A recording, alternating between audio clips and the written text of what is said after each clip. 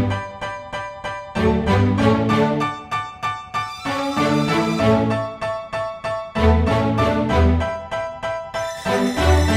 know I've been around and doing it, but now it's my time to shine and start proving it. I'm losing it, I'm moving it.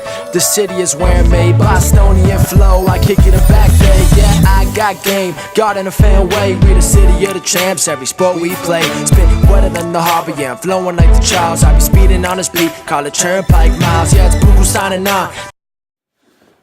Welcome back, everyone, to another edition of Once a Week. I'm Billy Giannouloudis. If you don't know who this is, you guys are in for a great video today. This is Tyler Brondyk. He did a message with us about 3 months ago now that was incredibly powerful, and Tyler was able to bring his own message to us. Tyler's making an impact in the world with his podcast, Guys Like Us, and he's pursuing his graduate degree from Boston University, and the intelligence that this kid has is just absolutely phenomenal. But guys, Tyler and I get together and we wanted to put another message together for you guys that could help you from so many different areas. So I'm going to hand this off to Tyler right now. Tyler, how do you make an impact in the world? Thank you, Billy. Thanks for bringing me on the show again. Yeah. It was a pleasure being here a few months back, as you had indicated, and I know that I got a lot of value out of it. Yeah. Talking after, I know it was a great conversation and received great feedback. So I'm thankful for having you on, having me on again for this conversation. So, what do I think about when I think about impact? Mm-hmm. So I think there's a lot of different words, a lot of different concepts that come to mind. Yeah. And we can run through a few different ones to think about what does impact look like in your life. Because I think it's a very loaded term, and people say impact, and it's getting a lot more popularity now for a good reason. Yeah, exactly. Because I think when we think about the world that we're in today, you want to have this immediacy of what is the mark that I'm going to leave behind to my friends, to my parents, to my brothers, sisters. Thinking even farther ahead to the next generation. Yeah, right. That's true. I think it's important to have that legacy mindset. Yeah. In a way that's going to be positive and productive. Exactly. Right. Healthy aspect to human flourishing. So I think the first thing when I think about impact is joy. Yeah. I think am I living in a joyful state, joyful presence, so that it's reflective and others are noticing it, but also they're bringing it into their life too. Exactly. I get that.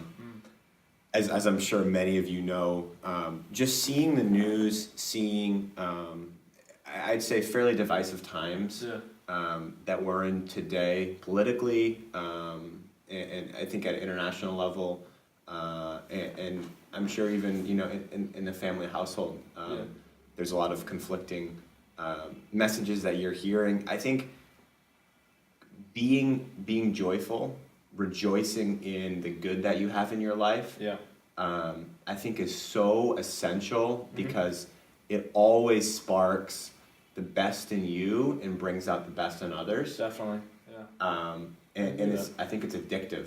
Yeah. In a good way. Yeah, I 100% agree with that. And joy to me is something that I guess you can put the two together. I want to impact people with. If I can leave my mark on someone's life and bring them joy, then that doesn't just make my day better, that makes their day better. And, at my trainings, you kind of touched on the way the world's become where, you turn the news on, you see it's not even just political, there's like so much pain and negativity and hurt in the world. And, where's the joy? Where's the, not just happiness, it runs so much deeper to that in my eyes. Like, where's there a light aspect in the world? And in my trainings where I try and help people, we dive into the aspect of, the negativity in our lives, the things we don't want. And there's always someone that raises their hand and says that they want more happiness. They want more. And I tell them, you got to enjoy what's around you. And I don't just mean enjoy, be happy about it. No, I mean, you got not ENJOY, you got to be enjoy, INJOY. Meaning, like you kind of just touched on, be thankful for what's around you, but enjoy what's around you. If your family, you guys may have had a tough situation the day prior, and we all are family relationships and whatnot, but that's still your family, and they've been there from day one. But the way, because I get to work with kids and families, everyone holds on to one tough part and they throw away their joy.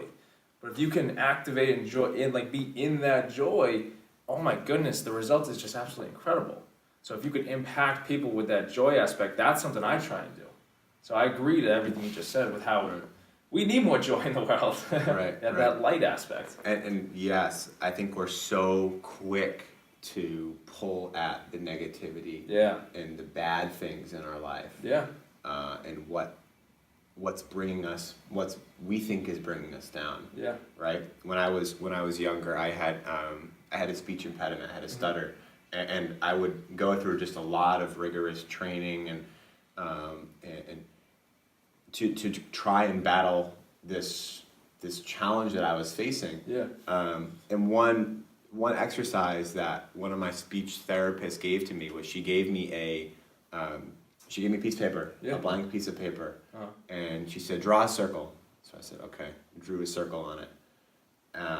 Pretty big circle, about the size of the page. And then she's like, draw another circle of how big you think your stutter means, or how big your stutter is to you. Gotcha. And I drew a big circle. Yeah. Right. Yeah. Obviously, because it's not something I was happy about. Yeah. And then she was like, okay, now think about all the other things that bring you joy, all the other things that are good in your life.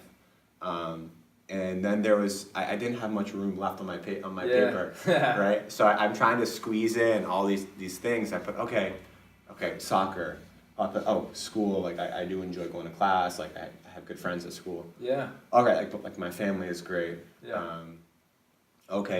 And all these things started to pile up. Yeah. And I'm like trying to squeeze in all these little circles. Yeah. And I'm like, and she's like, you're putting something that is not that big, not only in your own life, but people don't view you with that big of a circle in your life either. People recognize all these other great things that you have in your life. It's true. So it's not only your internal mindset, but it's also how others perceive you. And I think a lot of times awesome.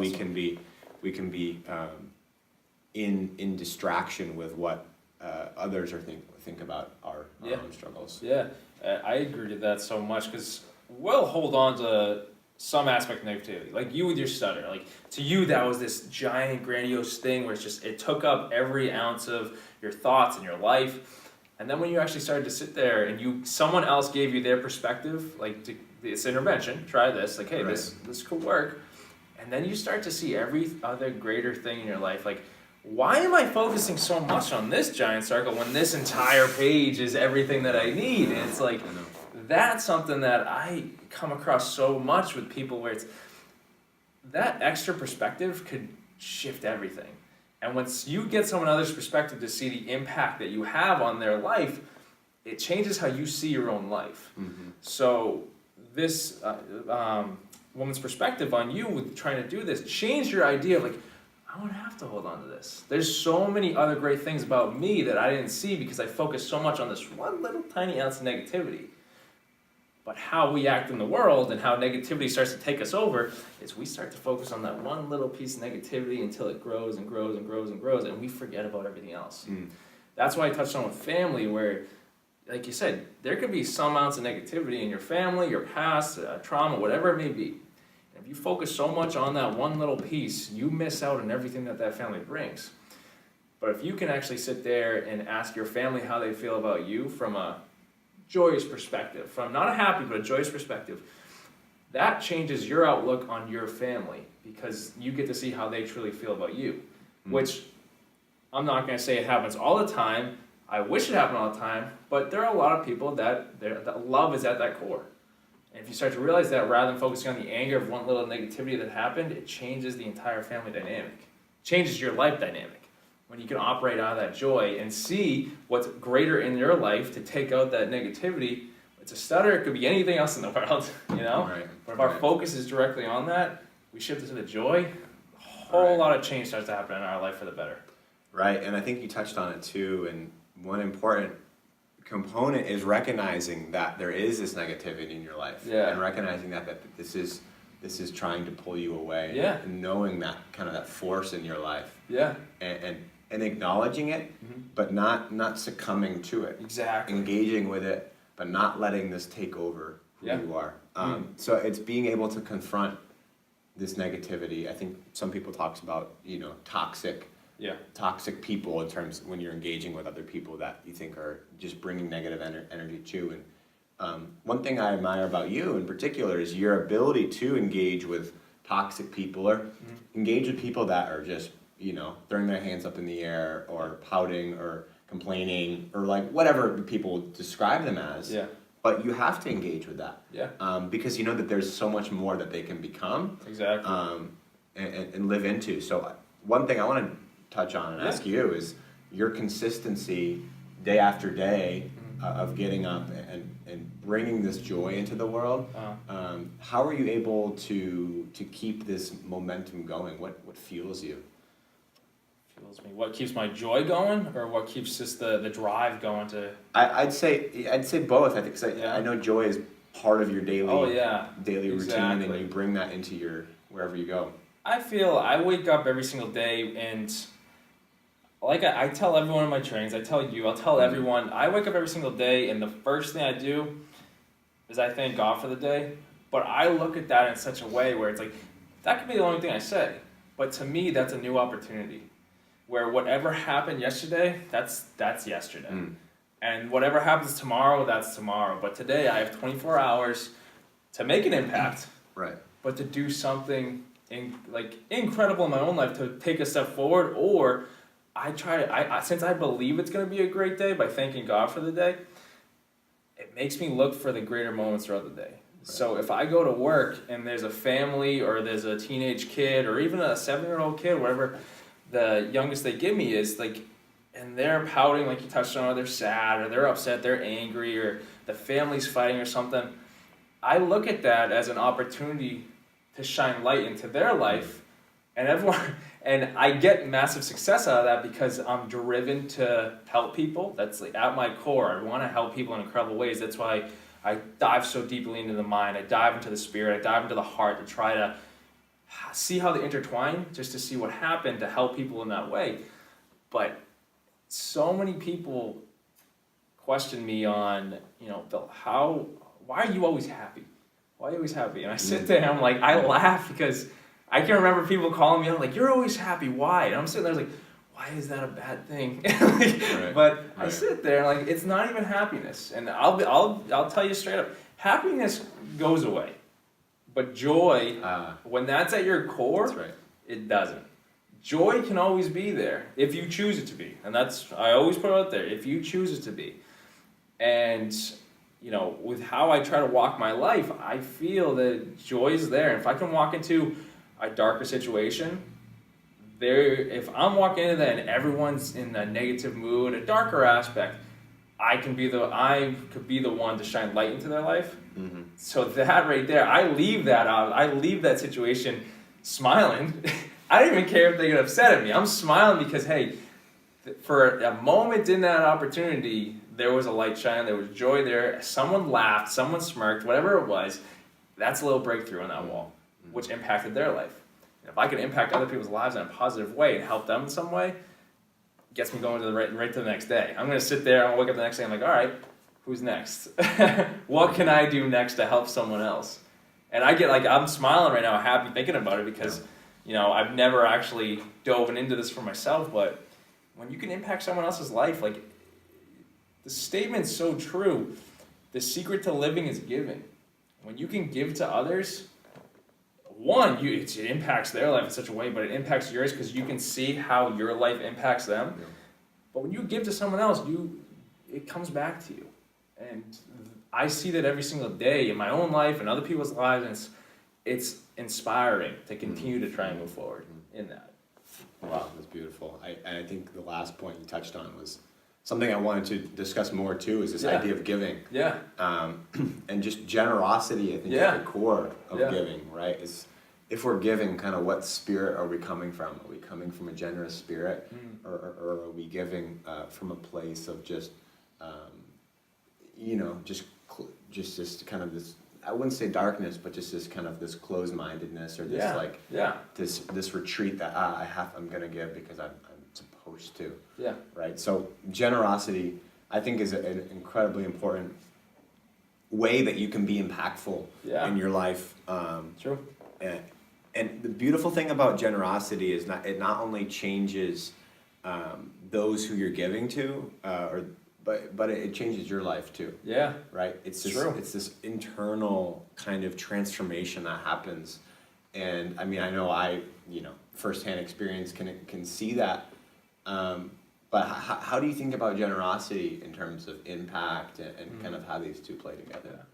I feel like you touched on, generosity, it comes from a giving aspect, comes from a giving attitude. I feel with the situations that I've been a part of where, I always bring it back to my clients with work or families or whatnot. You come across people that have never had that moment of happiness where someone has gone out of their way to give them something or a present. Some kids haven't even had a Christmas or like a moment where they're sitting under the tree with the family. To me, I'm sitting there and like that's one of my clients. I'm like, all right, this is gonna be a great day. It's like I'm gonna find a way to make them that moment. So giving, the generosity aspect, it's incredible to see when I get a client and they tell me that I didn't eat breakfast today, I didn't eat lunch today. And I was like, all right, well, let's go. Like, what do you mean, let's go? I'm like, are you hungry? Like, yeah. Like, all right, man, let's go. What do you want? Dunkin's? You want a candy bar? You want something? And to see the look on their face because they've never had someone give to them. That moment just in itself, here's this candy bar. Here's a Snickers. Have it. Enjoy it. I was like, you said that was your favorite. You haven't wanted to have enjoy it. And they're like, what? I've had kids almost in tears over a candy bar because it changed their life because their family was either unable to provide or didn't want to. That giving aspect to me changes someone's life in such a way. Then when I do the trainings and I get to step on a stage where it's and someone can step through that anxiety to raise their hand for an opportunity, and I can give to them with what I've learned, the knowledge or a wisdom aspect, and just like change their life forever. You're giving something of yourself to someone, and when you can see the change, the life come back to these people, it's like it inspires me to keep doing it. Because in generosity, there's so much power to change the world if you can operate in that. And that's our choice. Do we want to give to someone else? Sometimes there are people in the world, and there are, who, mine. Me. I need all the money. I need my stuff. Why would I give to someone else? I earned this money. Like, all right, man, like, you make your own choice, but I'm going to be the one like, hey, I earned this money, but here, you need it more than I do. Because people need it more than you do, Right. And that's just how I always have believed. I've always believed in that, where, whether it's a homeless person on the street or whatever it is, like, hey, you know what? I don't need this $10 bill. Like, you go buy yourself a meal. That I've had homeless people just in tears. Right. And I'm sitting there and I sit there and it's a heartfelt moment for me because you see the impact you have on someone. That impact you have on someone, that gets me just into the next week. I don't need the money. I don't need the food, whatever it was. But to see how someone is less fortunate and needs it, why would I not want to give to them? Right. But that's me. I come from a helping spirit where it's just I want to help people. The generosity aspect is so powerful. I think you touched on this, and I think one thing is financial, and I think how can we help others in places where they need an extra hand to help them get through their physical needs of the day, which I think are of the utmost importance. And then I think another aspect of generosity, which ties back into joy too, is kind of speaking from the heart, mentioning on this connection with the mind, body, heart. Is how are we putting our heart out there in a generous spirit for quote unquote the least of these, or for those who are. And I think it's all of us. It's all of us. It's wherever you are, that person is that's who you're supposed to be with at that time. Right. So it's recognizing where you are right now is where you're supposed to be. Exactly. I agree with that so much. I truly, and I touched on this with you prior, and other people would say, I try to move by a moment basis. I mean, second by second, but moment by moment. And you just kind of touched on the person you're supposed to be with in this moment is the person you're supposed to be with in this moment. And people can dive into that as far as they want to, but I believe that's so to be true. And a couple weeks ago, someone on this topic of generosity and joy and impact, someone came up to me and told me, Bill, like, there are people who look at your stuff and they don't like what they see, but then there are people that it impacts and it helps them tremendously. And I looked at him and I said, dude, that's cool. So be it. I'm like, what am I going to do? Get upset over someone that, and he goes, well, what would you do if they said it to your face? And I sit there and I looked at his eyes and I was like, I would understand because I'm not going to get upset and I would still be there for them if they needed me. Yeah. And that's some people come from an aspect where, less fortunate, or they've been through a traumatic event in their life, an experience that left its mark, or they've just had negative situations happen and created, like we taught you, to mind, the heart and the soul. It changed their negative outlook, and so now they focus on that. But if someone comes in and they can give them that positive moment, that impactful moment of generosity or joy, and they're still there despite the negativity that they're trying to give to you, what does that do? That will send their mind through a loop, like, what do you mean she's still here? And then I explained to my buddy, I sat there, like, they can do all they want to do, but if I respond with their negativity out of my negativity, that cycle continues. But if I can be the one to end that cycle, and then they get so much out of our one moment, like I said, moment by moment basis, that one moment with me, that's gonna spark something in them to go do it to someone else. Mm-hmm. It starts a chain reaction because of the generosity, the joy, and the impact they had in that one moment on a human life, that they want to go change another life. Right. It changes their negativity to positivity because someone withstood their negativity until it became positive. Right. And you're willing to reach out a hand because of your generosity is to be there. It's just powerful. It's so powerful. The joy, the impact that you can have on others through your generosity. Mm-hmm. Incredible. Yeah. It is. And another point of just this impact that I wanted to get into was gratitude. Yeah. And I think gratitude changes your outlook on your life. Yeah.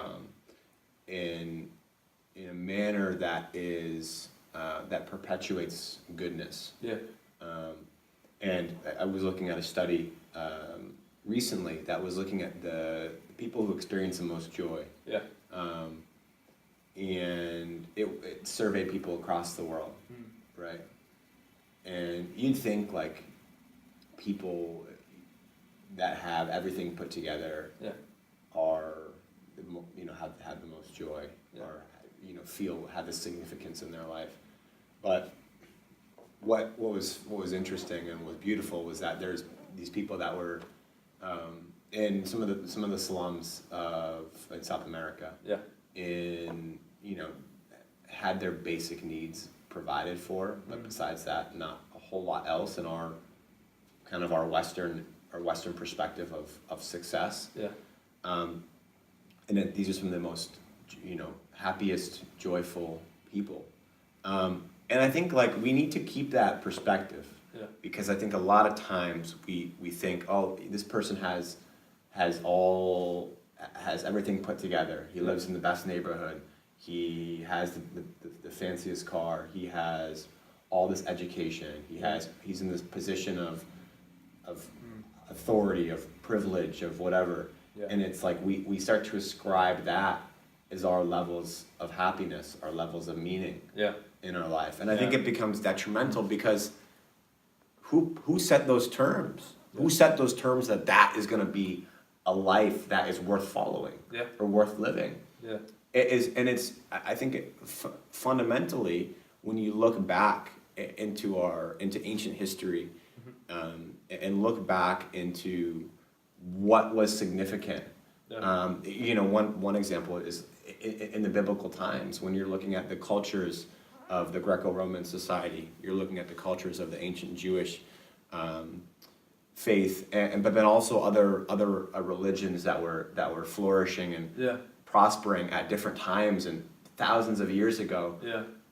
There are these timeless concepts, which a few of them, which we're touching on now, that are true, that speak to something that's so deep within us that no kind of concepts or perspectives that we can try and create as people, especially nowadays, of what success, what joy looks like, Yeah. can match. Yeah. So I think it comes from a place of gratitude. Yeah. Yeah. And it really it grounds me Yep. in where I am today, and knowing that, hey, I don't have everything put together, Yeah. but I know that there's a lot of good in my life. Yeah. I know that that I'm loved. I know that there's people that love me. I know that there's a God that loves me. I know that I can love on others. Yeah. So being able to have that understanding Yeah. and outlook, Yeah. it's beautiful because it's universally applied. Exactly. Anybody can understand that. Exactly. I agree with that. And I agree to the power that gratitude has that you've touched on. And like I told you, like I wake up every single day, and the first thing I do is I thank God for the day. I'm gracious over that moment, because it's another opportunity. And like I touched on that. But gratitude goes so much farther, and you touched on it, that if you can be thankful for everything in your life, like you touched on where people can look at you and go, oh, he has all the best, all this stuff and everything, like, yeah, but if you're thankful for the blessings that have come into your life, it's powerful. And I take it even further than that, and this put me through a loop when I started because the power of gratitude is just, it's endless. And when I was diving into this stuff, when I first started to come across this, to be thankful for, yes, I think we've always been told through our lives to be thankful for the blessings that are in your life, to be thankful for, whether it's what God has done or what's just there. Just be happy that it's there. Be joyous that it's there. What threw me through a loop and changed my life was when you can use gratitude and your thankfulness for the bad times, for the fear, for the problems that you have. So, and that put me through a loop, because I'm like, what? Like, why would I be thankful for this problem? Like, I'm in pain, I'm hurt, Right. Why? And then I can remember sitting there one morning, literally about to go into the gym, and just like, I said my prayers for the day like I always do, and I sat there like, I read a devotional and it told me, thank me for your problems. I was like, why? And I was like, you know what? I'm just going to listen. I'm going to do it. And I did it. And to say that changed my life in that one moment is an understatement, because one, I felt something in me just shift, and then my outlook started to shift. And then I really started to understand that, whether you believe it or not, everything does happen for a reason. You move by a moment basis, you really believe that these moments are so impactful to someone or something in this moment. It sets something in motion. So when I was thankful for the problems, it really started to shift my outlook. I was like, all right, if I'm thankful for this, yeah, you can say it, but then you start to dive deeper into it. Why would I be thankful for it? And then as time goes on, you start to see the strength that you gain. You start to see the personal power that you start to see, the gifts that you've been placed in you, the light that you can shine to someone else's life because you went through this situation, because your gratitude, your thankfulness is shining bright. Gratitude can take a negative moment and shift it real fast when you can shift your mind on the problem that's there. Right. If you're thankful for the problem that's there, that won't stay a problem much longer. Gratitude has so much power. It can bring joy into life. It can impact people. It can bring generosity to others. It's there. It's incredible. I believe that, man. Absolutely. The final point I want to discuss on, just in terms of impact and what I think is important, is discipline. So, dedication, consistency, I think are a few words that kind of fall under this discipline bracket that I think of. And discipline is so important because it sets you on a path of routine that continues and expands as you keep this discipline. And right, you always need this discipline so that you know when you're falling off. You're falling off, you can point back to, and a lot of times it's because of discipline. It's because you weren't consistent. Yeah. It's because you didn't keep that same level of commitment to whatever you're doing, whatever it is at that moment you find is necessary for your to improve in your life, rather, right? So, so discipline is needed, especially in our culture, because more and more people are looking for quick fixes, quick answers to things that don't come quick or aren't meant to be quick. Yeah. Right? So like even our consumption of information, a lot of times we like to read a quick article and have an idea of what something says. For example, on news, we've gotten so undisciplined and so quick that we read the headline and we make that our political belief. Exactly. Yeah. We'll make that our founding statement and our personal mission. Yeah. Right? We look at a sports article. Yeah. That becomes what we think about that team. It's true. Right? So these our grasping of information needs to be put in its place in terms of how thoughtful and how considerate, how disciplined we are in grabbing information from different places, doing our research, being thoughtful and not trying to grab something and leave and think that we have all the information, all the these quick fixes that we need, and that's going to supply us. That's going to give us the fuel needed. So I think about that with the example I provided, but I think on a more practical level, in terms of kind of self-improvement and development, looking at classic one is obviously going to the gym and a healthy eating, exercise. Those are, I mean, you know this more than anybody, of the importance that preparation, that consistency of planning out your meals, of having a workout routine that you're following, not just for the day, but for weeks, for months. That's consistent over years. Exactly. Right? And these things take time, and knowing that it's not all going to fall at once, and it shouldn't. It shouldn't, because then it's not going to be. It's not going to teach you. Yeah, it's going to teach you, and it's not going to be fulfilling. Yeah, exactly. You get something right away, it's like you run the risk of throwing it away. Right. That's like, I think about that with like college, or I think about that with like a job, or like everything that is meaningful. It's in the journey, not the final product. So it's like true. You find this experience good. Like when you get your diploma, or it's a good moment, but it's not a great moment. The great moments are the ones in the journey. Exactly. I agree with that 100%. Yeah. Whether that's a diploma aspect or a gym aspect, or like you touched on, like personal improvement aspect. The discipline comes into play so much. Like it is in the journey. In the gym, if you're trying to eat healthy, if you're trying to lose 50 pounds, like you said, like they've made things that could like help you. You can go get surgery, you can get rid of it if you want to, but it doesn't change your nutritional value. It doesn't change what you do, and then you run the risk of throwing it away. I'm sure there are people that have had that happen and then just said like, all right, this is it, and they go straight healthy. But you run the risk of throwing off your entire system because you're shocking in such a way. The journey, taking it step by step, day by day, moment by moment, is what grows you into be able to sustain that for a lifelong.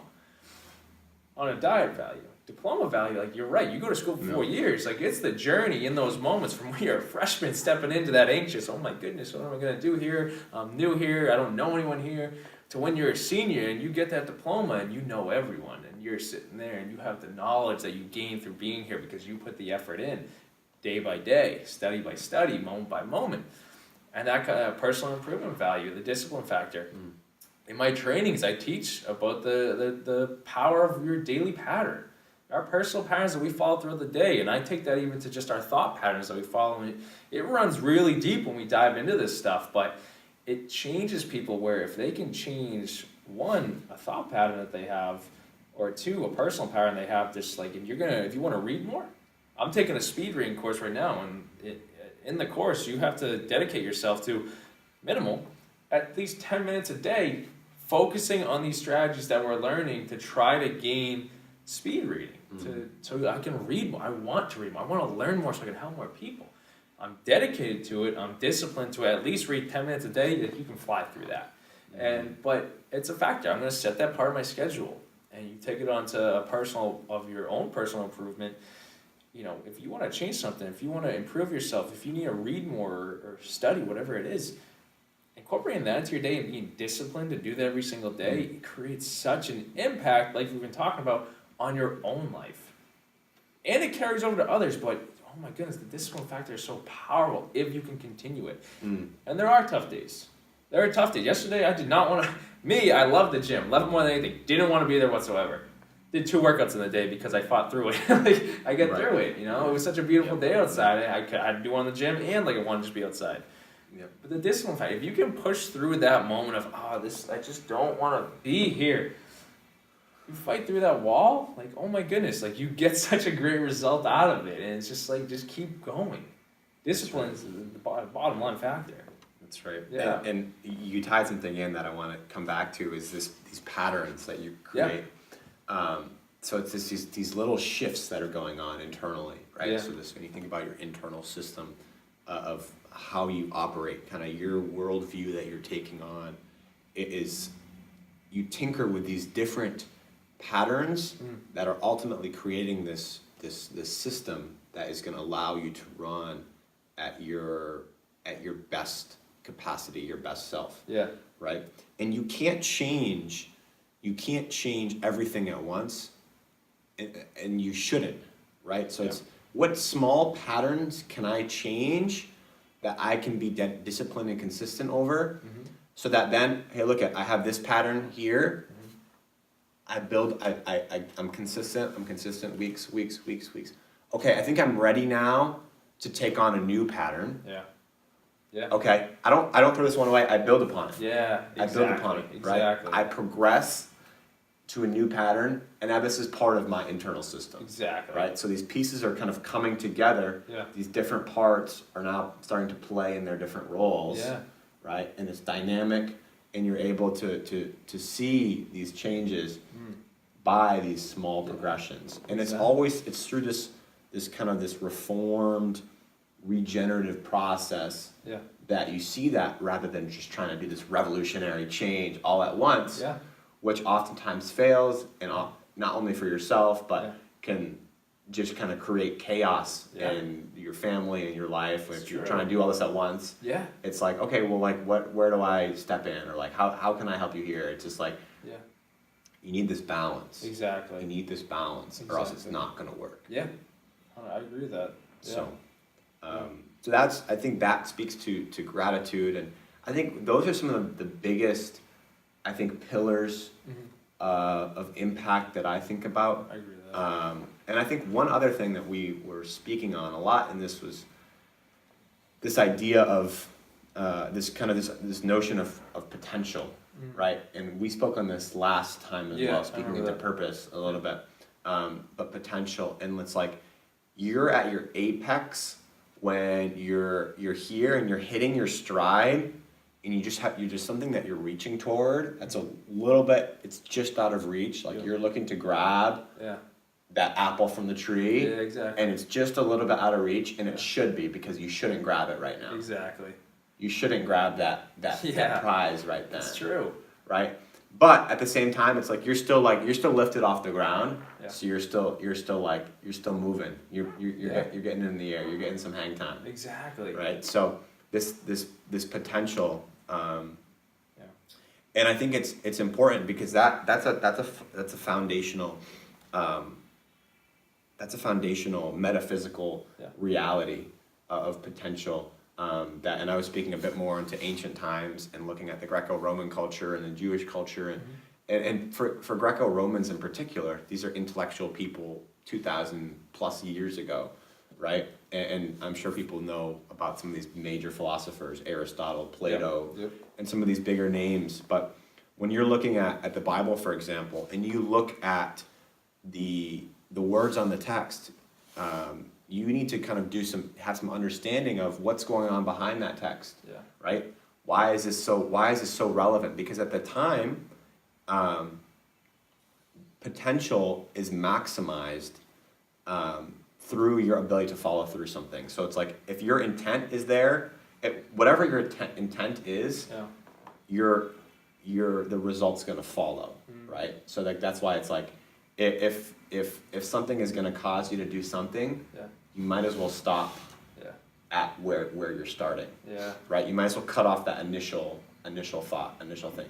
But what that's speaking to is this idea of potential, which is so fundamental that the potential that we see in these times is just developing and continuing, and it creates where we are today, and it's going to create where you personally are, right? Because you have a personal commitment, you have a personal invitation, you have a personal way to experience this potential and live at that apex, right? Live at that moment of, hey, I know that there's things that are pulling me down, and there are going to be things that are going to pull me down. I also know that there's a place that's going to be a little bit higher, and I know I'm in between, and I know how to navigate in between. Exactly. Right. Yeah.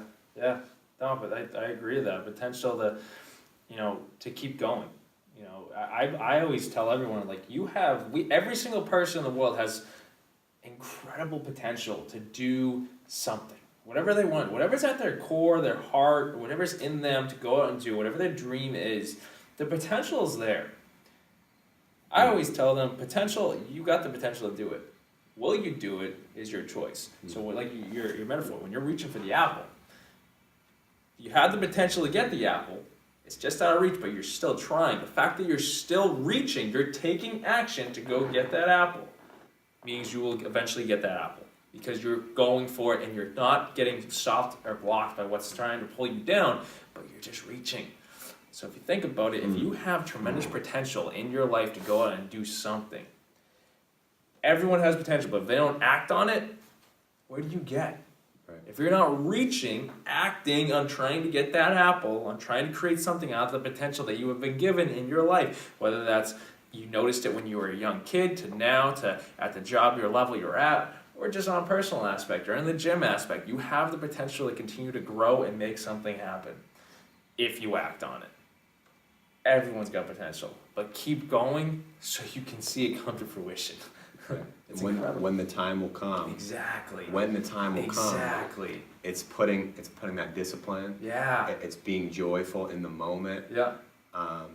It's knowing that, hey, I'm here for a reason. Yes. And the time is not right for me to grab this now. Yeah. But the beauty is in that journey, in that process. Yeah. And when it comes, it'll be ever more sweet. Oh my goodness, exactly. Operating out of the joy, operating out of the generosity, the discipline, the gratitude that encompasses your entire life, whether you see it or not, creates such an impact on where your life goes, but on everyone around you. It's astounding. The potential in your life. Yeah. Tyler, I thank you so much for being on the show. I think this was incredibly powerful, and I hope you can grab something from this. Whether it's just the joy aspect, the impact, the generosity, discipline, gratitude, the potential, run with it. It is power there, and I hope it impacted you in such a way. Tyler, I can't wait to do another message with you, man. Thank you. Appreciate it. Me too. Guys, go look up Tyler's podcast, Guys Like Us. It's extremely powerful and informational.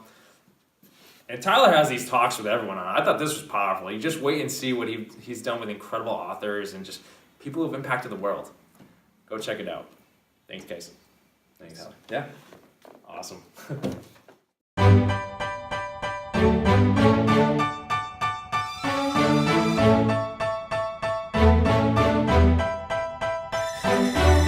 You know I've been around and doing it, but now it's my time to shine and start proving it. I'm losing it, I'm moving it.